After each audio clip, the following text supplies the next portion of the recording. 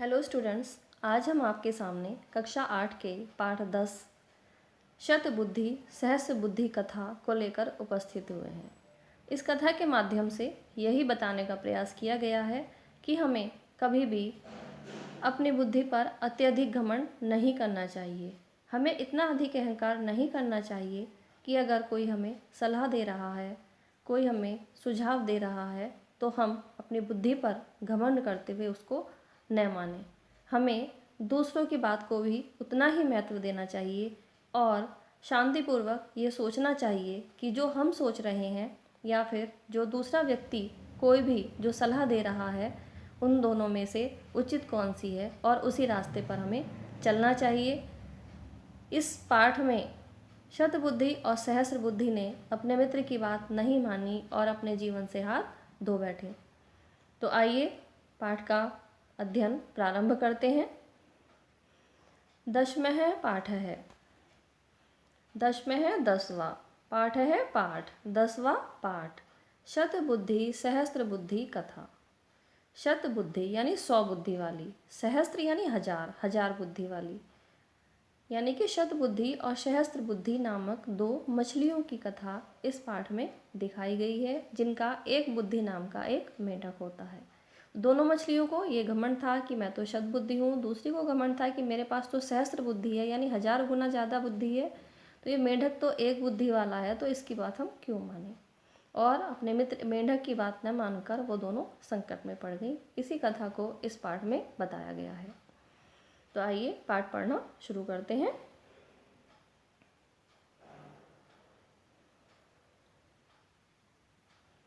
कस्मिंश्चित् जलाशये शतबुद्धि सहस्रबुद्धि चेति द्वौ मत्स्यो निवसतः स्म।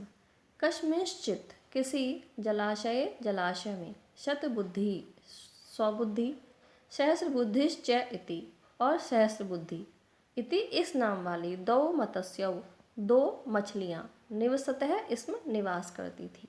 किसी जलाशय में शतबुद्धि और सहस्र बुद्धि नाम की दो मछलियाँ निवास करती थी। तयो एक बुद्धि नाम केन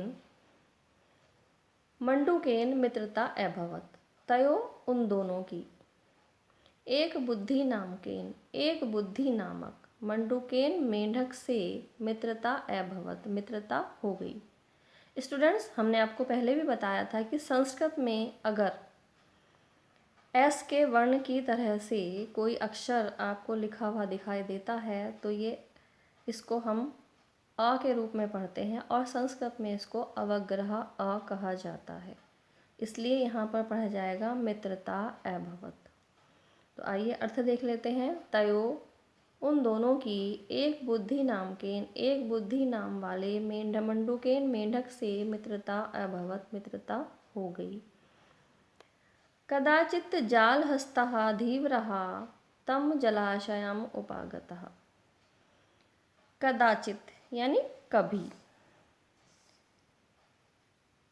जालहस्तः जाल हाथ में लिए हुए, धीवरः मछुआरे ने, तम उस जलाशयम जलाशय पर, उपगतः चले, कुछ देर में, तभी हाथ में जाल लिए हुए मछुआरे उस जलाशय पर पहुँचे। तेषु एको धीवरः अवदत्। तेषु उनमें से, एको एक, धीवरः धीवर ने, मछुआरे ने, अवदत् कहा, एतस्मिन् जलाशये, एतस्मिन् इस, जलाशये जलाशय में, तालाब में, बहवो मत्स्याः सन्ति, बहवो बहुत अधिक, मत्स्याः मछलियाँ, सन्ति हैं, अतः तान् ग्रहीतुं शो अत्र जालं क्षेपयामः। अतः इसलिए, तान उनको, ग्रहीतुं पकड़ने के लिए, शो यानी कल, जो आने वाला कल है, अत्र यहाँ, जालम जाल, से पश्यामः फेंकेंगे। उनमें से एक धीवर ने, एक मछुआरे ने कहा, इस जलाशय में अनेक मछलियाँ हैं, इसलिए उनको पकड़ने के लिए कल इसमें जाल फेंकेंगे। तच्छ्रुत्वा मत्स्याः दुःखिनः अभवत्। तत्श्रुत्वा उसको सुनकर, मत्स्याः मछलियाँ, दुखिनः दुखी, अभवन हो गईं, उस बात को सुनकर मछलियाँ दुखी हो गईं। तेषु मंडूकः प्राह भो शतबुद्धे श्रुतं धीवरोक्तं भवतः। तेषु उनसे मंडूकः मेंढक ने प्राह कहा भो शतबुद्धे हे शतबुद्धि श्रुतं धीवरो उक्तं भवता क्या आपने धीवर का कहा हुआ सुना।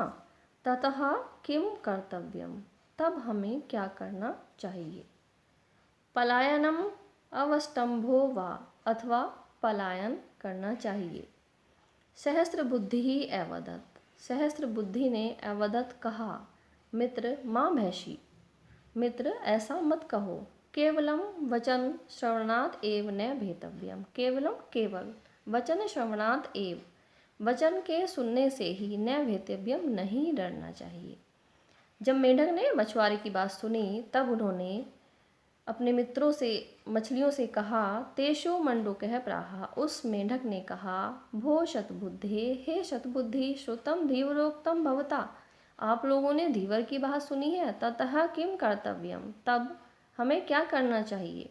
पलायनम अवष्टंभो वा अथवा हमें पलायन करना चाहिए या रुकना चाहिए। सहस्त्र बुद्धि अवदत् सहस्त्र बुद्धि ने कहा मित्र माँ भैषी मित्र डरो मत केवलम वचन श्रवणात् एव न भेतव्यम केवल वचन मात्र से ही नहीं डरना चाहिए। सर्पाणां च खलानां च सर्वेषां दुष्टचेतसां अभिप्राया न सिद्ध्यन्ति तेन इदं वर्तते जगतम्। सर्पाणां सर्पों का च खलानां दुष्टों का च सर्वेषां दुष्टचेतसां सर्वेषां सभी दुष्टचेतसां दुष्ट मन वालों का अभिप्रायः न सिद्ध्यन्ति अभिप्राय न सिद्ध्यन्ति नहीं सिद्ध होता है। तेन इदम इसलिए इदम इस वर्तते स्थित जगत है संसार में। इदम जगत है इस संसार में व्याप्त सर्पों खलों और सभी दुष्ट चित्त वालों के सारे अभिप्राय सिद्ध नहीं होते हैं। शतबुद्धि अपि अकथयत साधु उक्तम त्वया शतबुद्धि अपि शतबुद्धि ने भी अकथयत कहा साधु उक्तम त्वया त्वया तुमने साधु उचित ही उक्तम कहा है। शतबुद्धि ने भी सहस्त्र बुद्धि की बात का समर्थन करते हुए कहा कि तुमने उचित ही कहा है। तुम सहस्त्र बुद्धि ही असि तुम यानी तुम सहस्त्र बुद्धि 1000 गुना अधिक बुद्धि वाली असि हो। तुम सहस्त्र बुद्धि हो तुम्हारा नाम ही सहस्त्र बुद्धि है। तब सदसी बुद्धि ही कस्यापि नास्ति तब यानी तुम्हारे सदसी समान बुद्धि कस्य अपि न अस्ति किसी की भी नहीं अर्थात तुम्हारे समान बुद्धि किसी की भी नहीं है।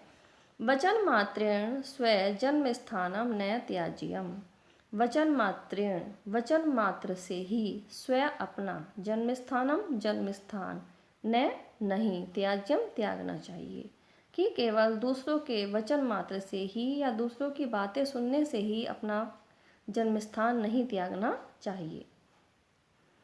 अहम त्वाम सुबुद्धि प्रभावेण रक्षिष्यामि अहम मैं त्वाम तुम्हारी सुबुद्धि प्रभावेण अपनी अच्छी बुद्धि से रक्षयामि रक्षा करूँगा। मंडूकः आहा मंडूक ने कहा मेंढक ने कहा भो मम तु एका एव बुद्धि भो अरे सुनो मम मेरी तो एकहा एक एव ही बुद्धि है। तो मेंढक ने कहा कि मेरी तो एक ही बुद्धि है। अहम तु अत्र न स्थास्यामि अहम मैं तु तो अत्र यहाँ न नहीं स्थास्यामि रुकूंगा।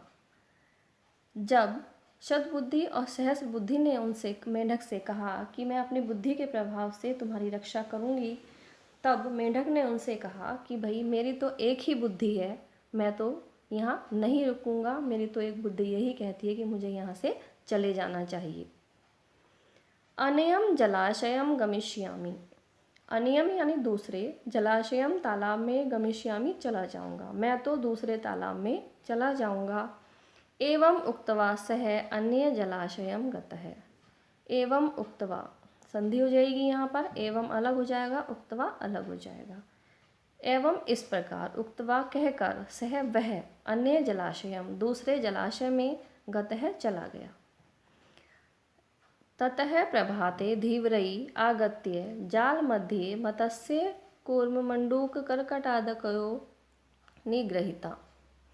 ततः फिर प्रभाते सुबह में प्रातः काल में धीवरों ने आगत्य आकर जाल मध्य जालों से जाल के बीच से या जाल में मत्स्य मछलियों को, कूर्म केकड़ों को, मंडूक है मेंढकों को और कर्कटादि केकड़ों को भी पकड़ लिया।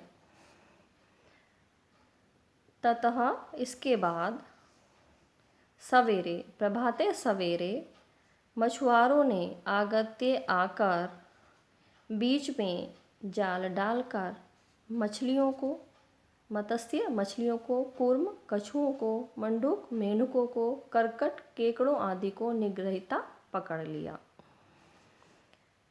शतबुद्धि सहस्रबुद्धि मत्स्यो अपि निगृहीतो। शतबुद्धि सहस्रबुद्धि अपि मत्स्यो, शतबुद्धि और सहस्रबुद्धि मछलियाँ भी निगृहीतो पकड़ ली गईं।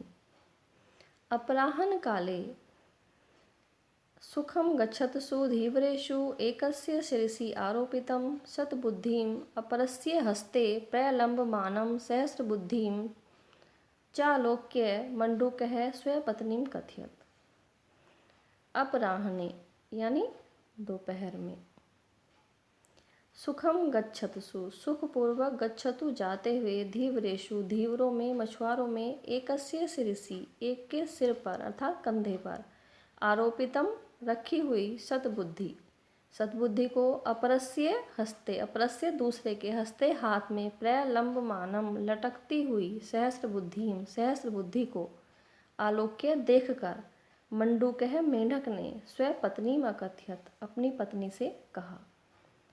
दोपहर के समय सुखपूर्वक जाते हुए मछुआरों में से एक के सिर पर पड़ी शतबुद्धि और दूसरे के हाथ में लटकती सहस्रबुद्धि को देखकर मेंढक ने अपनी पत्नी से कहा,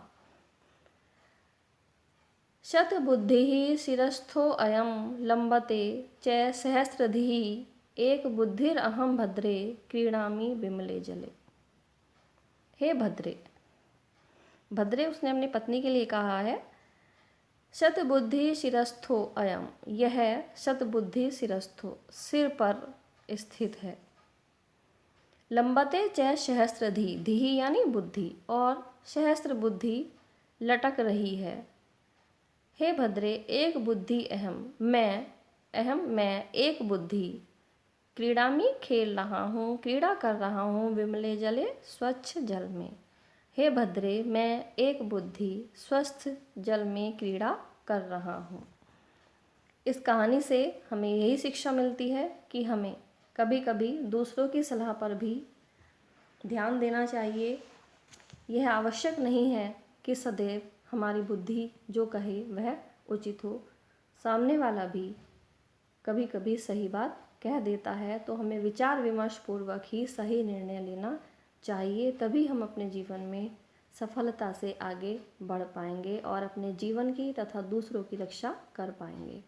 अगर आपको यह वीडियो अच्छा लगा हो तो इस चैनल को सब्सक्राइब करना न भूलें, और अगर ये वीडियो आपको पसंद आई हो, आपको पाठ पढ़ने में सहायता मिली हो, तो इसको लाइक और शेयर भी अवश्य करें।